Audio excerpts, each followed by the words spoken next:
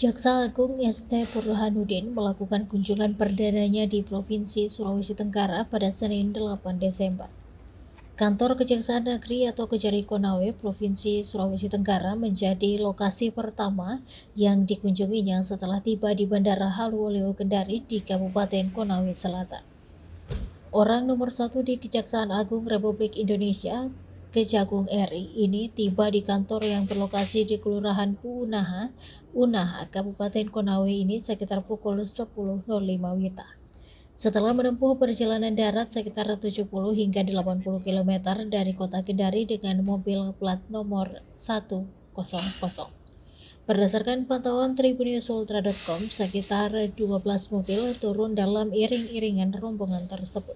Jaksa Agung ST Burhanuddin didampingi Kepala Biro Umum Teguh Darmawan dan Karo Kepegawaian Sri Kunchoro, Asisten Umum Asep Sontani, Asisten Khusus Haryoko Ari Prabowo, Kepala Pusat Penerangan Hukum atau Kapus Penkum Kejagung Anang Sopriyatna, dan lainnya. Selain itu, Kepala Kejaksaan Tinggi Sulawesi Tenggara atau Kejati Sultra Abdul Kohar Afandi bersama jajaran pejabat umum PJU. Rombongan disambut Kepala Kejaksaan Negeri Konawe Fahrizal bersama jajaran PJU Kejari Konawe. Burhanuddin tampak menyapa, bersalaman, kemudian berbincang dengan jajaran PJU yang menyambutnya di pelataran kantor ini.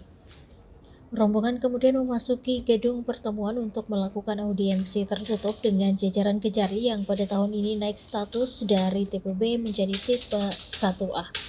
Anang Sopriyatna mengatakan maksud dan tujuan kunjungan kerja perdana Jaksa Agung di Sulawesi Tenggara tentunya terkait dengan Kunkerpak Jaksa Agung ke beberapa wilayah. Kebetulan Kejaksaan di Sultra belum pernah didatangi beliau, kata Anang yang juga mantan Wakajati Sultra. Kunjungan tersebut juga bermaksud melihat capaian kinerja jajaran Kejati dan Kejari se-Provinsi Sultra. Ingin melihat langsung bagaimana kondisi kantor kejaksaan di Sultra. Ingin mengetahui kekuatan personil berapa, apa saja sarana prasarana yang perlu kita perbaiki dan benahi. Juga terkait dengan bagaimana penanganan penegakan hukum perkara korupsi, ujar mantan Aspidum Kejati DKI Jakarta tersebut.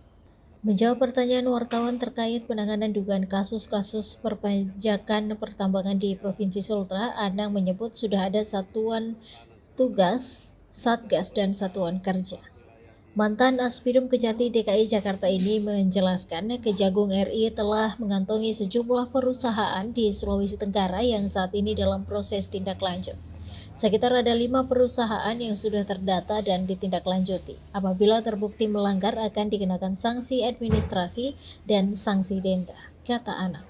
Setelah pertemuan, rombongan Jaksa Agung ST Burhanuddin meninggalkan kantor Kejari Konawe menuju ke kota Kendari sekitar pukul 11.00 WITA.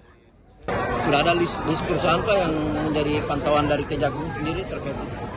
Kalau tidak salah ada lebih dari sewilayah Sulawesi Tenggara ya.